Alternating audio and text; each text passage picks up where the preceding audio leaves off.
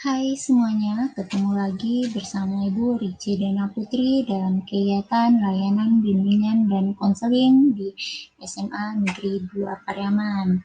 Nah, oke Ananda semua, kali ini kita akan membahas mengenai self concept atau konsep diri. Nah, setiap orang ingin dirinya sukses. Apakah itu sukses dalam belajar, bergaul, berkarir, berkeluarga, dan sukses dunia akhirat. Nah, terutamanya kamu juga pasti ingin sukses kan? Atau kita semua pasti juga ingin sukses dalam segala bidang. Sedangkan langkah awal kesuksesan adalah mengenal diri dan mempelajari kualitas diri kita sendiri. Pemahaman diri dan kualitas diri ini adalah suatu proses yang sangat penting dalam meningkatkan mutu kehidupan kita. Nah, tahu akan diri, mengenal diri, mengantarkan kepada tahap-tahap hidup yang berkualitas. Tidak saja dalam bergaul dan berinteraksi dengan orang lain, tetapi juga mengarahkan dan mengembangkan diri, membuat perencanaan pendidikan dan karir, memecah permasalahan pribadi kita atau masa-masa sosial, kemudian bagaimana kita mampu beradaptasi dengan perubahan-perubahan dalam kehidupan untuk dapat saling menerima dan menghargai orang lain. Nah, ini merupakan langkah awal kesuksesan. Jadi, bagaimana kita bisa sukses itu tergantung sejauh mana kita mampu mengenal diri kita sendiri. Ingat, lebih baik kita mengenali diri kita sendiri dulu, baru kita mampu mengenali diri orang lain.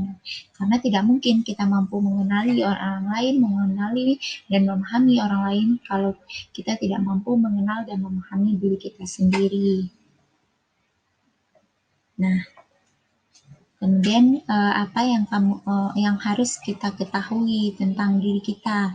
Nah, karena kan kalau kita ingin sukses, kita harus mengenal diri kita sendiri. Nah, lalu apa aja yang harus kita ketahui tentang diri kita? Nah, yang harus kita ketahui pertama yaitu mengenai aspek fisik. Nah, aspek fisik di sini kita harus mengetahui mengenai tubuh kita dengan segala kualitas dan proses yang terkait dengan diri kita. Nah, karena gini, apa yang kita ketahui tentang diri kita, siapa saya dan sejauh mana saya mengetahui diri saya sendiri. Nah, ini adalah sebuah proses dan ciri-ciri yang mencangkup proses fisik. Nah, di proses fisik ini kita akan membahas mengenai harus tahu tentang tubuh dan segala kualitas dan proses yang terkait dengan diri kita. Kemudian juga ada mengenai diri secara proses. Di sini proses alur pikiran, bagaimana kita memahami emosi kita, apa yang kita pikirkan, bagaimana kita mengetahui perasaan kita, dan bagaimana kita mengenali tingkah laku kita. Kemudian juga kita akan bahas diri secara harus yang kita ketahui, yang kemudian kita harus mengetahui diri kita secara sosial. Nah, ini secara sosial ini berkaitan dengan pikiran dan perilaku dan hasil interaksi kita dengan orang lain. Kemudian kita juga harus mampu atau harus mengetahui tentang konsep diri kita, mengetahui tentang keseluruhan pandangan diri kita sendiri. Nah, mengenai siapa saya, bagaimana ciri-ciri saya ini termasuk orangnya yang bagaimana, itu kita harus mampu secara keseluruhan memandang tentang diri kita sendiri.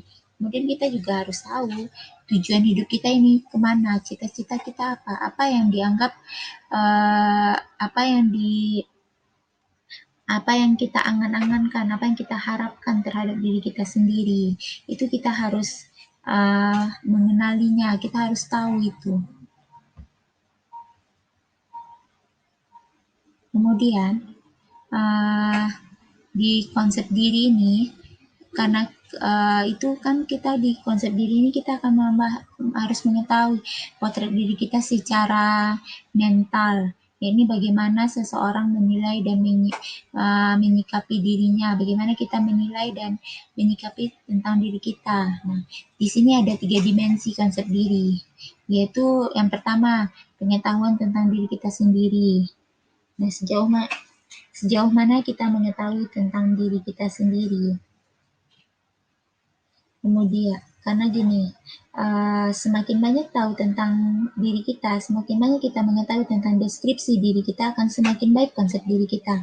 Contohnya, saya Ricidena Putri, kelas 10 di SMA. Nah, saya ini orangnya termasuk yang cerewet. Kemudian saya orangnya egonya terlalu tinggi. Saya dibilang pendiam tidak pendiam, tapi saya mudah tersinggung. Saya orangnya hemat, lemah di matematika, saya orangnya setia, saya orangnya percaya diri, dan sebagainya. Pokoknya semua tentang diri kita yang semakin, karena gini, wawasan tentang diri ini semakin lama semakin luas sesuai dengan dinamika konsep diri kita. Jadi ketika kita ada di bangku SMA, nah itu pemahaman diri kita atau pengetahuan tentang diri kita ini akan semakin luas. Begitupun seterusnya nanti ketika kamu di kelas 2, kelas 3, ataupun nanti ketika tamat dari SMA. Kemudian yang kedua, itu pengharapan terhadap diri. Dimensi di mana kita pengharapan terhadap diri kita ini apa? Nah, uh, diri yang idealnya seperti apa, harapan dan kemungkinan diri kita menjadi apa kelak sesuai dengan idealnya. Saya sekarang ini anak IPS, saya sekarang ini anak IPA. Kedepannya diri saya ini harus jadi apa? Kedepannya saya harapan saya mau kemana? Nah, setiap harapan atau idealnya diri seseorang itu berbeda-beda. Ada yang mengharapkan dirinya menjadi pengusaha yang sukses, menjadi seorang akuntan yang jujur, menjadi seorang psikolog, atau sebagainya. Nah, contohnya, saya ini seorang guru. Jadi, eh, maka saya harus tidak karena gini, seorang guru itu tidak hanya memahami tentang dirinya, tetapi juga harus memahami siswanya. Nah, bagaimana dia mampu memahami siswanya kalau dia tidak mampu memahami dirinya? Bagaimana dia mampu memberikan pengarahan, pengharapan kepada orang lain sementara dia tidak tahu arahan dirinya? Nah, kemudian yang ketiga, penilaian terhadap diri sendiri. Nah, ini didasari atau disadari atau tidak, setiap kita selalu menilai diri sendiri, khususnya menilai setiap tingkah laku kita. Contohnya, tingkah laku ketika kita belajar, kita mendapatkan nilai 6. Ini berarti kita gagal, sedangkan KKM-nya di kelas 10 ini KKM-nya ada 75. Kalau kita dapat 6, berarti kita masih gagal, berarti masih harus memperbaiki. Nah, kemudian kita harus, kenapa bisa dapat 6 ya? Nah, berarti di sini kita harus melakukan penilaian antara harapan yang dibentang dengan fakta yang ada di dalam diri kita. Nah, saya mau jadi pengusaha sukses, saya mau jadi seorang angkutan, tapi nilai ekonomi saya kenapa 6 gitu, berarti apa yang harus saya perbaiki? Nah, kemudian semakin lebar kita memberikan penghargaan terhadap diri kita, nah maka semakin tinggi rasa percaya diri.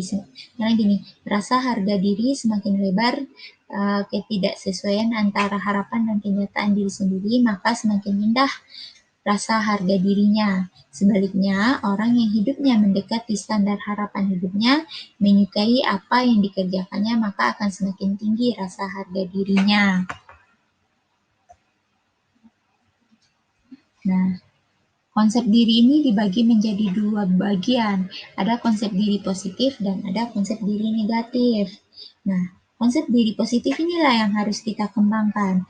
Konsep diri positif ini ada diri adalah diri orang yang dapat menerima dirinya secara apa adanya dengan segala risiko, kekuatan dan kelemahannya. Jadi ketika saya termasuk orang yang tidak percaya diri, saya lemah di matematika, kemudian kita ya harus menerima kekuatan dan kelemahan diri kita. Nah,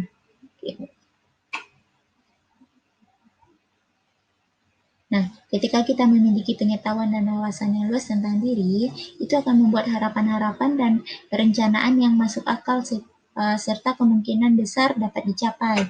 Nah, orang yang memiliki konsep diri positif seperti ini, dia tidak akan pernah merasa cemas.